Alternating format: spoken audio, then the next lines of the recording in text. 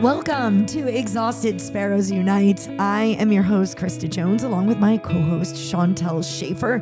And this is the podcast that we hope you are able to let it all go. Live authentically, live with grace, laugh at yourself when you make mistakes, and realize that half of the mistakes you think you make aren't even mistakes at all. And today's episode is going to be all about moms. We've touched on it on plenty of episodes in the past, but I really want to talk about moms and getting paid.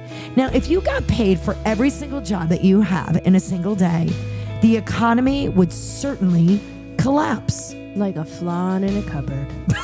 We're talking nurse, chef, chauffeur, therapist, personal assistant, janitor, tutor, crisis manager, snack engineer, bedtime negotiator, and sometimes even a crime scene cleaner. I mean of glitter. I don't mean like murder crime scene. In this episode, we're going to calculate the cost of that unpaid labor, and we're going to tell you why it's really important for you to stop measuring your worth by how many loads of laundry you are doing, because if motherhood were a job, the benefits would be trash, illegal hours, and the CEO, which is you, would still feel like they're falling short. Always falling short. Always falling short. We talk in almost every single episode just about the juggling and holding it all together. In the last few episodes, we've been bringing some mom stuff in there. Mom guilt, making meals, just being a mom in general. And I'm like, we really need to talk about the statistics of what you would actually get paid if you were able to get paid for doing this job. Because I heard something years and years ago, maybe, 10, 15 years ago. So I was saying to Chantel, hey, Chantel, I'm going to look this up because I want to see just how underpaid we really are. We're so grossly we'd all be millionaires. We are so grossly underpaid. So as we're going into this today, moms, I want you to pat yourself on the back when you hear all of this, right? Because we are saying that you are a housekeeper. Mm-hmm. We're saying that you're childcare, right? Because you're taking care of children. Mm-hmm. You're a chef. Yes, you are, even if it's Chef Boyardee. You rock that, girl. Love me some SpaghettiOs. I do too. I looked at the sodium in them. I put them in like my Fitness Pal one day. I was like, I can't even have a cup of this anymore. You know what? You can eat it after your run. Replenish all the sodium you've lost. I love that Chantel always finds the good in the world. Anything when it comes to food. Anything when it comes to Chef Boyardee. What kind of Chef Boyardee do you like? The SpaghettiOs? I like the SpaghettiOs. Yeah, I don't really, the raviolis, I'm kind of like, I don't really know what's in it. Yeah. Nope, just a straight spaghetti. Also, I don't even need the meatballs. Oh, I don't want the meatballs. Nope. It's in a can. Just the O's. I don't think it's meat. No. I'm sorry, Chef Boyardee. You have good stuff in, and I've eaten it all my life, and I'm still okay, I think. We're doing great. Speaking. You are a driver, moms. You're a tutor, right? You are a life coach. I like that better than like therapist, but you're also a therapist. You're a project manager. How many times, oh my gosh, have you had to pull that together? In the wee hours. Wee hours of the morning because you didn't even know it was due, and your kid's like, on your way home, can you get me poster board? And it's already 8:30. I'm like, where am I getting that? You're a scheduler. You're a nurse. I mean, that alone has to be worth $100,000. You are a conflict negotiator, a personal shopper, an administrative assistant, and an event planner.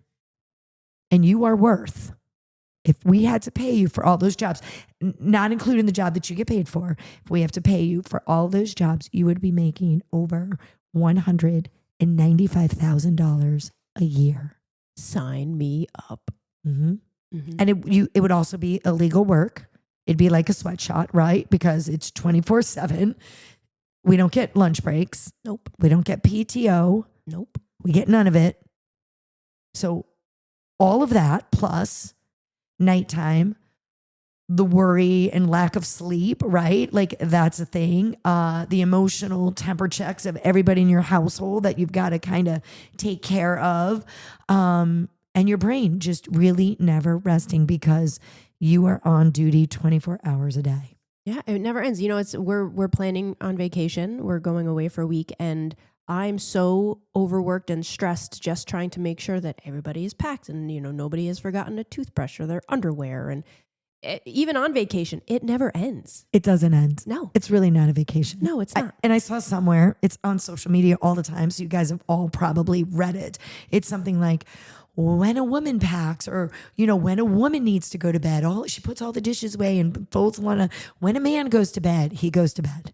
And it's nothing against men, but it really is that there is this whole mental checklist that is up there in our heads that we have to get done just to even move on. And you're talking about vacation, and, here, when we go places, we know better than to say to each other, are you packed or are you excited? Because usually it's like the day before, the night before, when I pack, and I'm like, I will be excited when I get on the plane because I haven't even packed.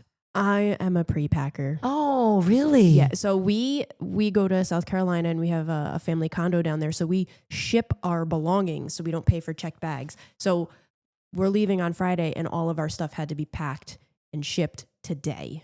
Because it's cheaper to do it that way. So much cheaper. Interesting. Yes. Okay. Yeah. And it works out. And we always leave a little extra space in the box. So if we pick up anything along the way, it fits in the box and we ship it home.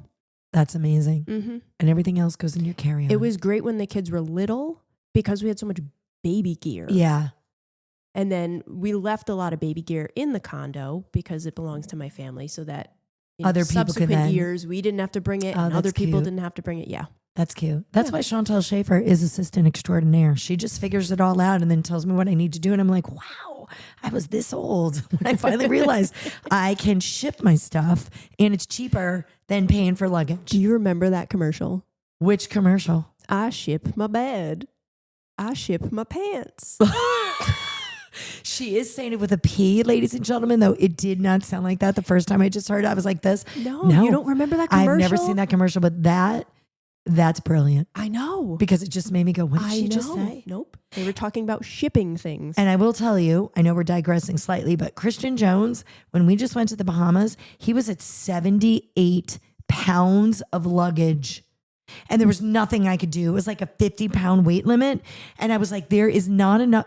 He had a check-in bag, and I had my little tiny bag because I'm like, you need 3 pairs of shorts, 7 shirts, and clean your undergarments every day. But I was like, I can't even stick any. I had to pay like $200. It was awful.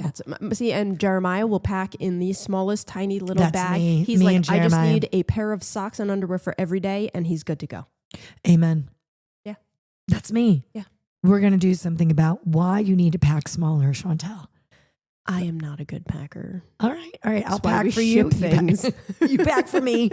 We're going to be good to go. So moms, let's get back to talking about moms and, why we feel so underappreciated. We do lots of episodes here that kind of touch on all of these different things, right? Like we did the invisible workload, which, is a lot of this as a mom too.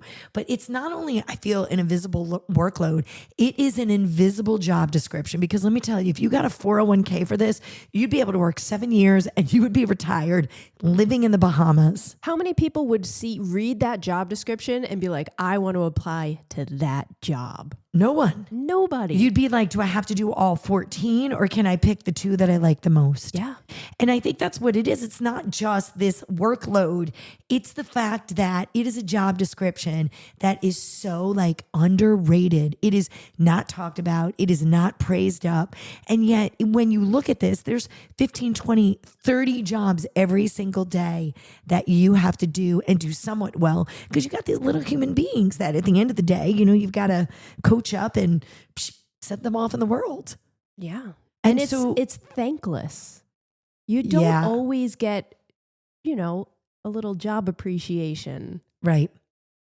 You don't get any job appreciation because it is just assumed that you will do it. Mm-hmm. So we now have to kind of figure out how do we throughout the day, how do we stay proud of ourselves, instead of beating ourselves up, if that makes any sense, because it is this emotional labor that nobody ever talks about. So, you not only have to do all of these jobs, but you've really got to work on the mental part of this as well.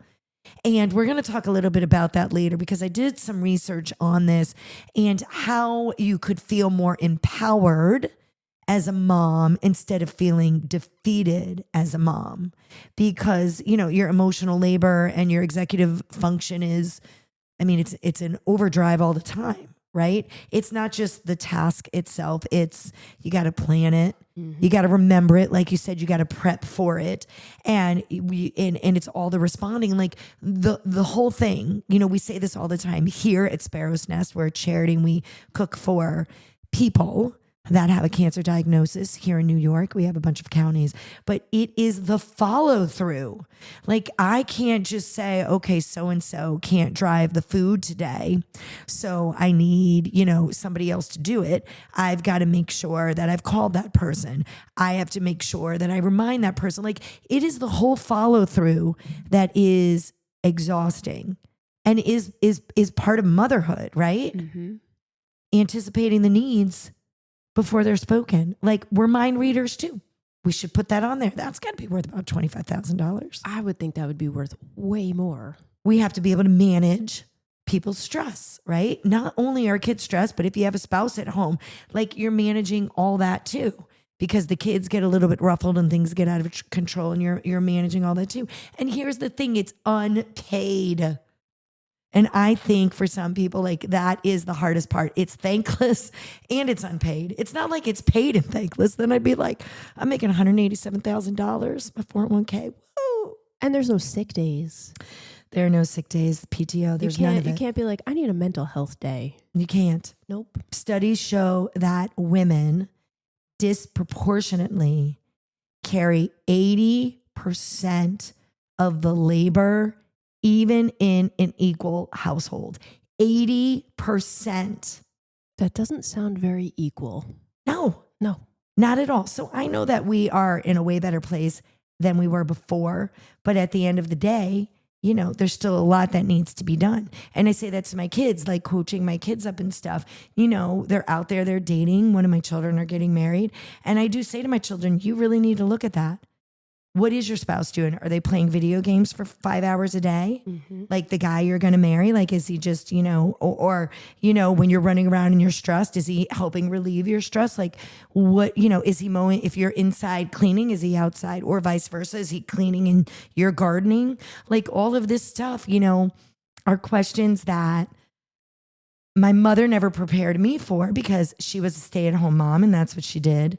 So that's just kind of what I thought should be done. But I couldn't stay home. So I said, you know, I got to do better for my kids. Like, there are things now that I wish I would have talked about with Christian before we got married, you know, and would have established some rules and boundaries and stuff. But being a mom is a thankless, unpaid position, and the burnout is real. Yeah. 80% of the workload. That's crazy. So it affects your mental health. It affects your physical health. It affects your relationships. We touch on that quite a few times in episodes, how you end up with this resentment. And of course, you're not talking to anybody about it because this is the job you're supposed to do unpaid. So you're not supposed to complain to your spouse.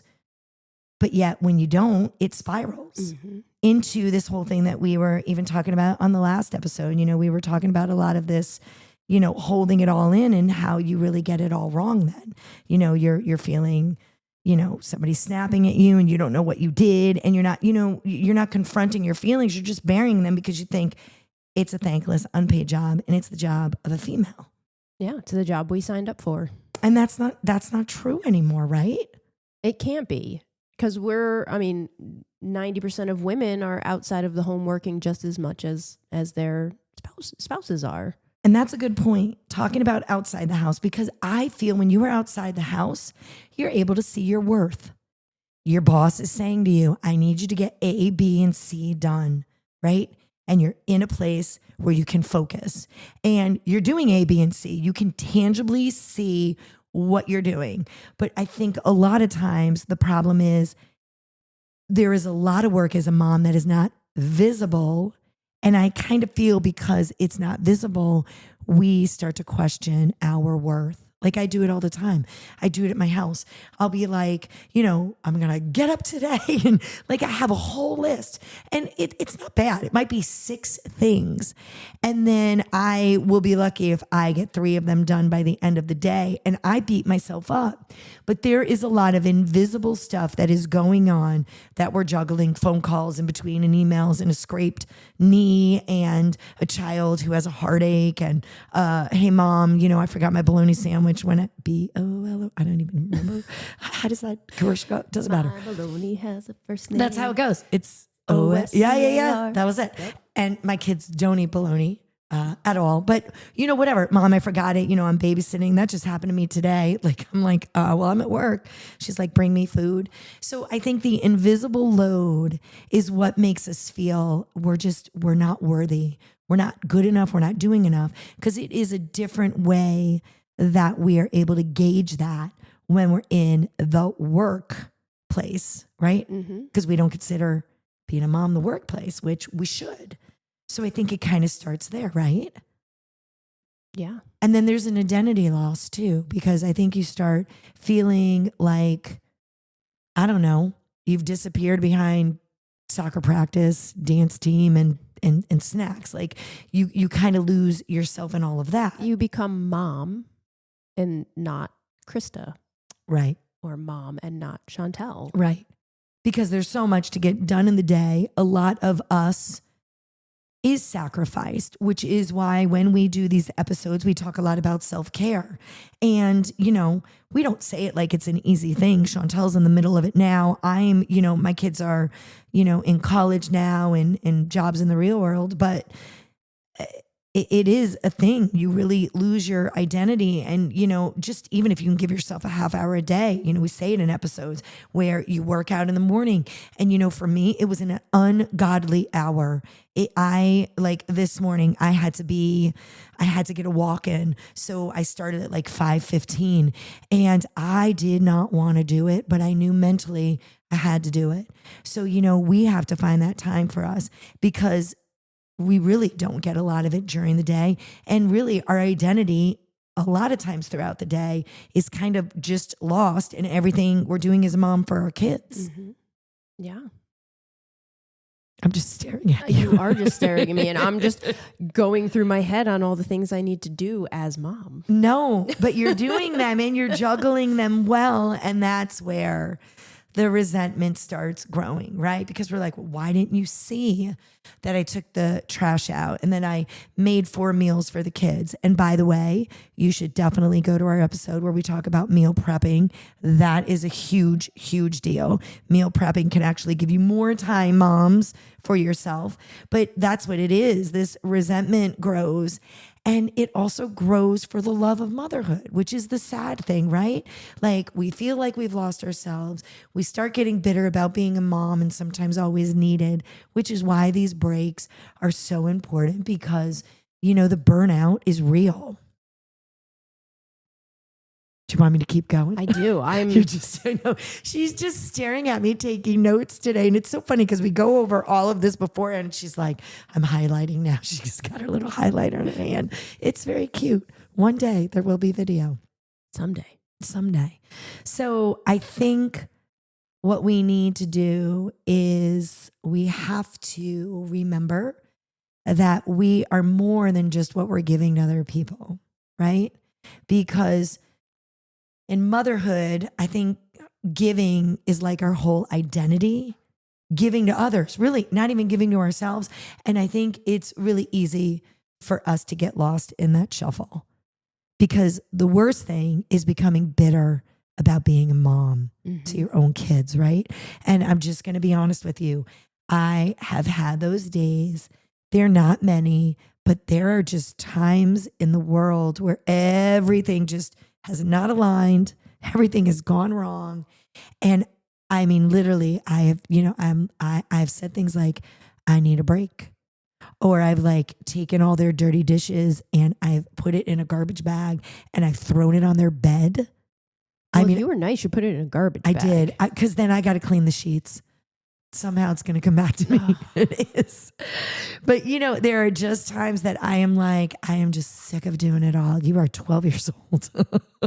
I did make up my children when they were around 12 years old, just speaking about some things that we can do. Like when I realized that I was bitter, folding all the socks and doing all the things around 12 years old, I said to the girls, you're old enough. And so that's what I did. So I wouldn't be bitter anymore. You can do your own laundry because I wanted them to also be empowered. Yeah. You don't want to put it away. You will have wrinkly clothes. I'm not going to make you put it away. It could stay in your little, bin for the next 4 days, but you're going to be a wrinkly little hobo. And that's okay. I started making my kids put their own clothes away. Like, I don't mind folding it so much. I put on a podcast or a book or whatever, but carrying it upstairs and putting it away, I'm like, I'm done. Yeah. So at that point, it goes on their beds and it's like, if you want to sleep tonight, put it away. You should put it away. Yep. That's great that you still fold, but you're not, then you can let go of that and say, now here you go. Yeah, I need you to fold. You'll get there. We'll get there. But that kind of stuff, I think, can then help us to alleviate some of the resentment that we feel because we don't ask for help. And that is just, I don't even know how many episodes we've done on that. We don't ask for help because we're supposed to be super mom. But at our $195,000 description, how can we be? Well, I mean, I could be super mom for $195,000. You can be. Oh, absolutely. You want to pay me that? I'll be the best mom. So you think you would step it up a notch if you got paid? Oh, absolutely. Well, you wouldn't have to work. Absolutely. Could you imagine making that kind of money, $195,000? I mean, most of us, I think at $100,000 could be like, this is pretty sweet. Yeah. My house would be clean. Would it though? I got to be honest with you. When we went through COVID, and the world was shut down, I was like, I just have a little bit of laziness in me because all these projects I could be doing now that I'm home, I'm still not doing. There was a little bit of that. I just want to be honest. If I'm going to acknowledge it, a little bit of me was like, I might have a little bit of it in me. But I also feel, there is that point where you're just so burnt out. You're just. Yeah, I think at that point it was that survival mode. Yeah. And it was like you did whatever you did to make it through the day. Yeah. And if that was laying in a hammock, enjoying the sunshine. Did you have a hammock at your house? I sure did. I did not know this. Yep. So we need to talk about what we can do because we kind of dive into how we're all feeling as moms and how we feel guilty when we're like, oh, I can't believe I had kids. I mean, right? Which is the extreme and we do not want you to get there. So you have to think about things. And like I was going through all of this and when I saw this, I was like, this is really a good one. And it was when we're talking about all of these micro things that we do in a day, we hit on this in a couple podcasts. If you go back and listen to those episodes, we hit on all these micro things that go on in our day. If you name them, right, you are acknowledging that they really are more than just this invisible workload. Because a lot of us are like, well, I didn't get my 6 things done in a day. Well, okay, Sally. You didn't just have 6 things. Yeah. Like, let's go through that. You ended up stopping and you had to buy Band-Aids for your daughter because her knee was scraped. You ended up stopping because you didn't have butter and your child needed, and you had to go to the store. You had to go to your neighbor's house. You ended up stopping because, there's a million things. And so I liked that. Like, name what you did in a day. I think that's really important because then instead of you thinking, I'm a failure as a mom, like I didn't get anything I wanted done, stop. Yeah. And it's important to acknowledge, like you said, acknowledge those quote unquote invisible things. Like sometimes your kid comes up and all they want to do is cuddle. And they want to cuddle for 10, 15 minutes and they just want to sit there with you. That's important because you're pouring into them in a time where you might not know why they need you, but they needed that. And you know what? You needed that too, and that's important. So put that on your list. 100%. And you're pouring into them in a time really that you may be anything but calm. Mm-hmm. So emotionally for you too. Think about that. Your kid needs you. You have to change your thinking. You've got to change your energy. You know what I mean? That is not a small thing at all. It's an invisible thing. It is because most people don't see that. But that absolutely is something that should go on your workload. And, like we said, outsourcing what you can. I talked about the laundry when the kids were 12. But you know what? Outsourcing it is not like child labor. Outsourcing it, you're really doing them a favor. You are teaching them skills that they need. I'm not telling you when they're 9 years old that they have to go out there with the push mower and mow the lawn. Like, of course, you've got to figure out what, they can be doing at their age, but outsourcing it. And then maybe more important than that, because this is where it gets me.